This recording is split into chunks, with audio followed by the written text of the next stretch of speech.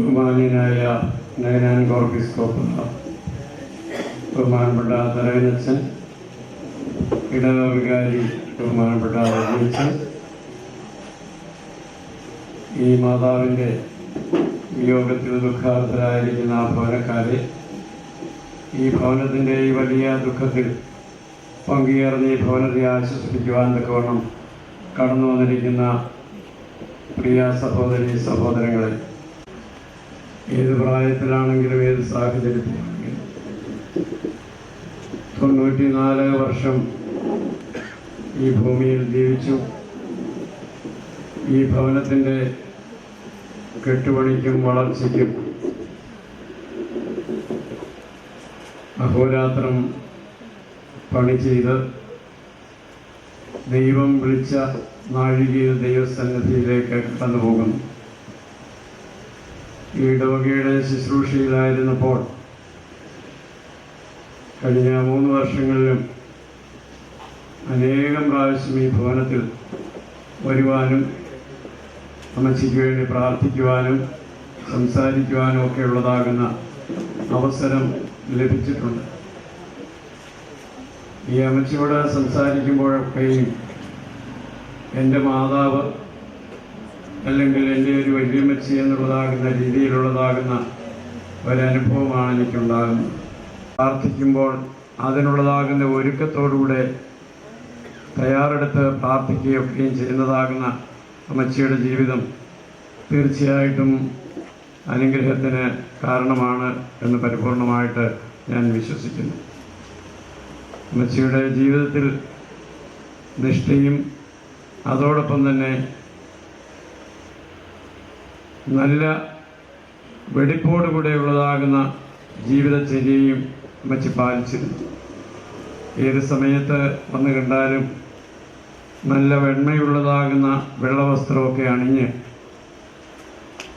കട്ടിൽ കിടക്കുമ്പോഴാണെങ്കിലും ഇരിക്കുമ്പോഴാണെങ്കിലും ഒക്കെ ഇരിക്കുന്നത് കണ്ടു കഴിഞ്ഞാൽ ഇത്രമാത്രം വെടിപ്പോടുകൂടി എങ്ങനെ ഈ അമ്മച്ചിയെ പരിചരിക്കുവാനായിട്ട് സാധിക്കുന്നു എന്ന് ഞാൻ പലപ്പോഴും സംശയിച്ചിട്ടുണ്ട്. തീർച്ചയായിട്ടും അമ്മച്ചിയുടെ ജീവിതം മാർഗദർശകമാണ്. അതിനുവേണ്ടി അധ്വാനിച്ചതാകുന്ന ബോബിയെയും കുടുംബത്തെയും പ്രത്യേകമായി ദൈവസന്നിധിയിൽ ഓർക്കുകയും പ്രാർത്ഥിക്കുകയും ചെയ്യുന്നു.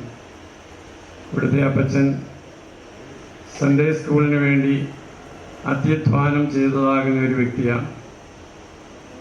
ആദ്യ നാളുകളിൽ നേവിയിലൊക്കെയും വർക്ക് ചെയ്ത് തിരിച്ചെത്തി സൺഡേ സ്കൂളിൻ്റെ അമരക്കാരനായി തീർന്നു.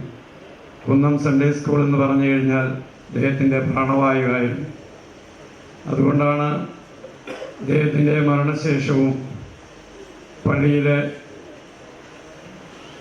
വലിയ ക്ലാസ്സുകളിൽ പഠിക്കുന്ന കുട്ടികൾക്കും അതോടൊപ്പം വിദ്യാഭ്യാസത്തിന് വേണ്ടി അർഹിക്കുന്നതാകുന്ന കുട്ടികൾക്കുമൊക്കെ ഉള്ളതാകുന്ന പ്രത്യേകമാകുന്ന ചില ഫണ്ടുകളൊക്കെയും ക്രമീകരിച്ചിരിക്കുന്നത്.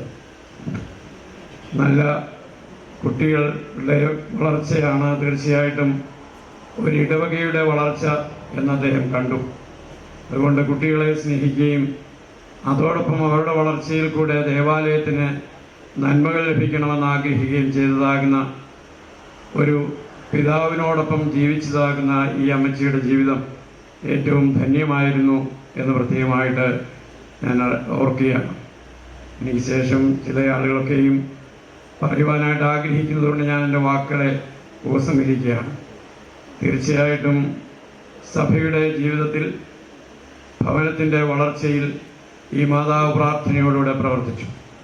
94 വയസ്സ് ദീർഘായുസ്സാണ്. ദീർഘായുസ് ദൈവത്തിൻ്റെ ദാനമാണ്, ദൈവത്തിൻ്റെ വലിയ കൃപയാണ് എന്ന് നമുക്ക് ഒക്കെയും പറയാറുണ്ട്. അധികം കഷ്ടതകൾ കൂടാതെ ഒക്കെയും ഈ മാതാവ് ജീവിച്ചു. ബോബിയും കുടുംബമൊക്കെ ചില സമയത്ത് 3-4 മാസത്തേക്കൊക്കെ അമേരിക്കയിലേക്കൊക്കെ പോകുമ്പോൾ അമ്മച്ചിയുടെ അടുക്കൽ ഞാൻ ചോദിക്കും, എങ്ങനെയാണ് അമ്മച്ചി ബാക്കി കാര്യങ്ങളൊക്കെ എന്ന് പറയും. കുഴപ്പമൊന്നുമില്ല, ഞാൻ എല്ലാ കാര്യങ്ങളും അഡ്ജസ്റ്റ് ചെയ്തോളും.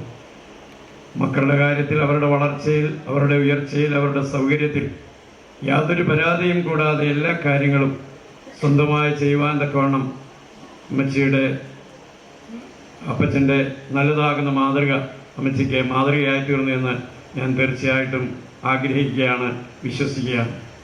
ഈ മാതാവ് ഈ ഭവനത്തോട് ഇന്ന് വിട പറയുന്നുവെങ്കിൽ തന്നെയും സ്വർഗീയ ഭവനത്തിൽ വാസം ലഭിക്കും എന്നുള്ളതിന് സംശയമൊന്നുമില്ല. സ്വർഗീയ ഭവനത്തിൽ നിത്യമാകുന്ന വാസം ദൈവം നൽകിക്കൊടുക്കട്ടെ എന്ന് പ്രാർത്ഥിക്കുകയും ദൈവം ആശ്വാസം നൽകുവാൻ പ്രത്യേകമായിട്ട് പ്രാർത്ഥിക്കുകയും എൻ്റെ വ്യക്തിപരമായ നാമത്തിലുള്ളതാകുന്ന എല്ലാ അനുശോചനവും ഇടവയുടെ നാമത്തിലുള്ളതും പ്രത്യേകമായിട്ട് അറിയിക്കുകയും ചെയ്യുന്നു. ജീന ഞാൻ കോർപ്പിസ്കോപ്പ